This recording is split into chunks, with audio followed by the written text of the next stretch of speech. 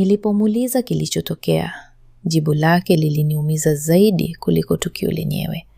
Nilijifunika haraka, mwili ukitetemeka, machozi yakinitiririka. Nilimtazama mume wangu, nikasema kwa sauti ya chini, "Kwa nini?" Alinijibu kwa utulivu, kana kwamba hakuna kilichotokea. "Si ulisema tungejaribu?"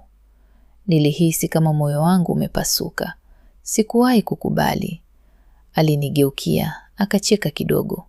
"Lakini hukukataa pia." Maneno yale yaliniumiza kuliko hata kile nilichokiona. Sikuweza kulala usiku ule. Asubuhi yake lilitoka bila kusema neno. Nilihitaji majibu. Nilimtafuta rafiki yangu. Aliponiona alinikumbatia. Akaniambia, "Pole." Nilianza kulia, nikamweleza kila kitu kilivyoniumiza. Lakini kadri alivyokuwa ananifariji, nilianza kuhisi kitu tofauti. Mguso wake ulikuwa wa karibu zaidi, wa polepole, wa kuvuka mipaka.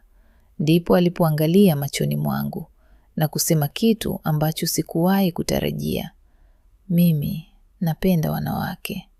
Nilishtuka, lakini kabla sijajibu, alinishika mkono kwa upole na kunivuta karibu yake.